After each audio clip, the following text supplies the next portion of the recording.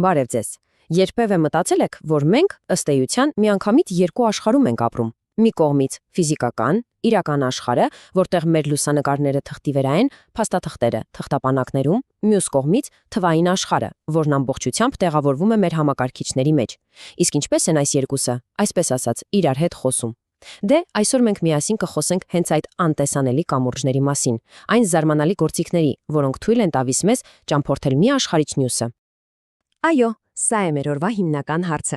Իսկապես, ինչպես է ստացվում, որ ձեր մանկության հին թղթե լուսանկարը հանկարծ հայտնվում է համակարգչի էկրանին պարզ ու վառ։ Կամ հակառակը, ինչպես է ճարտարապետի մտքում ծնված ու համակարգչով գծված մի ամբողջ շենքի նախագիծը դառնում իրական, շոշափելի գծագիր, որը կարելի է փռել սեղանին։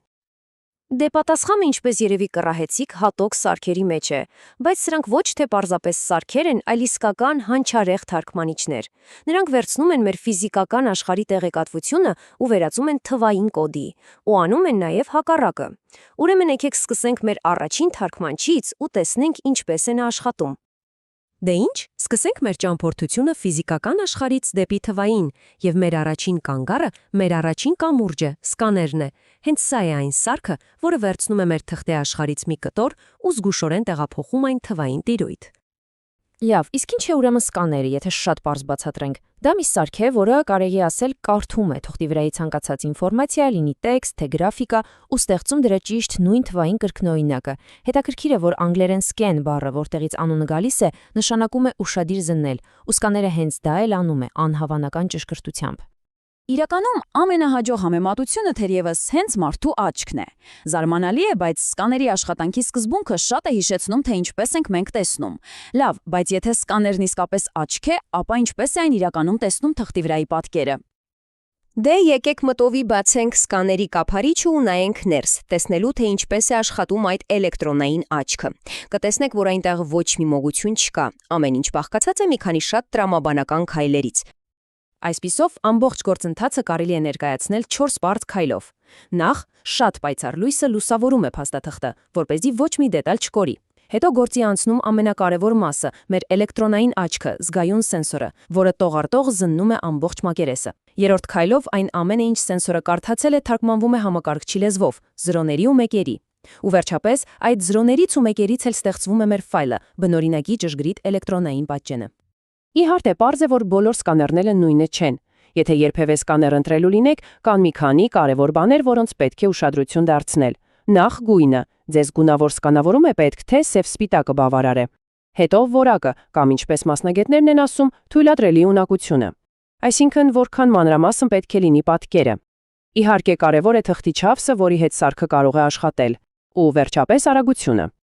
Երբ խոսում ենք որակի մասին, անընդհատ կլսեք մի հապավում DPI։ Դա նշանակում է կետ 1 դյույմում։ Կանոնը շատ պարզ է, ինչքան շատ են կետերը, այնքան ավելի հստակ ու մանրամասն է պատկերը։ Այսօր արդեն 600 DPI եւ ավելին ցուցանիշը լավ ստանդարտ է համարվում։ Իսկ դա, պատկերացրեք, այնքան բարձր որակ է, որ ստացված նկարի մեջ կարելի է տեսնել նույնիսկ թղթի մանրաթելերը։ Լավ, մենք արդեն հասկացանք, թե ինչպես մտնել թվային աշխարհ։ Հիմա ժամանակն է հասկանալ, թե ինչպես այնտեղից դուրս գալ։ Եթե սկաները մեր մուտքն էր, ապա ո՞րն է մեր ելքը։ Հատկապես, երբ պետք է ստանալ ոչ թե սովորական տեքստ, այլ շատ բարդ, մեծաֆորմատ գծագրեր։ Դե ծանոթացեք, պլոտեր։ Պետք է միանգամից ասեմ, պլոտերը կամ կորագծիչը ձեր սովորական տպիչը չէ։ Բնավ, սա հատուկ սարք է, որը ստեղծված է շատ բարդ գրաֆիկական պատկերներ արտացելու համար, օրինակ ինժեներական գծագրեր, սխեմաներ կամ քարտեզներ։ Եվ այստեղ էլ ինչպես սկաների դեպքում անունը մեզ հուշում է ամեն ինչ։ Անգլերեն plot նշանակում է գծագիր կազմել, ու սա հենց այն է, ինչ պլոտերն անում է։ Եվ հենց այստեղ է բացահայտվում նրա իրական ուժը։ Պատկերացրեք մի ճարտարագետի, ճարտարապետի կամ դիզայների։ Նրանց պետք են բարձր որակի, հսկայական չափսերի գծագրեր։ Սովորական տպիչն այստեղ պարզապես անզոր է։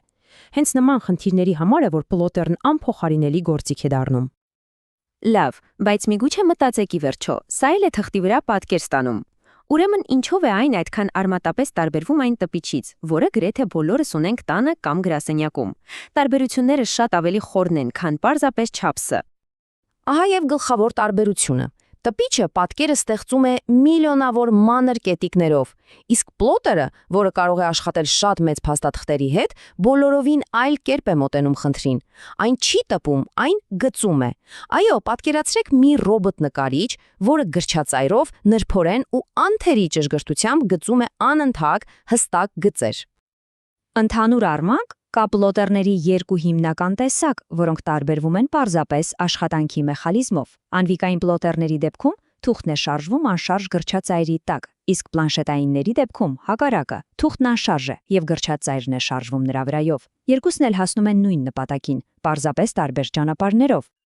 Եվ այսպես, եթե այսօրվա մեր զրույցից պետք է հիշել ընդամենը մեկ բան, թող դա լինի սա։ Սկաները մեր էլեկտրոնային աչքն է, որը տեսնում է ֆիզիկական աշխարհը, իսկ պլոտերը մեր էլեկտրոնային ձեռքն է, որը մեր թվային գաղափարները գծում է իրականության մեջ։ Այս ամենը մեզ հասցնում է մի շատ հետաքրքիր մտքի։ Մենք խոսեցինք երկչափ թյուդի աշխարհի կամ ուժների մասին, այնպես չէ, բայց չէ որ տեխնոլոգիաներն արդեն իսկ քայլել են առաջ դեպի երրորդ չափում։ Ուրեմն, եթե սկաներներն ու պլոտերներն աշխատում են հարթության վրա, ապա որոնք են նրանց 3D ժառանգները։ Դե, պատասխանը վստահ եմ շատերդ գիտեք, 3D սկաներներն ու 3D տպիչներն են, որոնք արդեն ոչ թե թուղթ են կարդում ու գծում, այլ իրական օբյեկտներ են կրկնօրինակում ու ստեղծում, բայց դա արդեն բոլորովին այլ պատմություն է։ Շնորհակալություն, որ մեզ հետ էիք։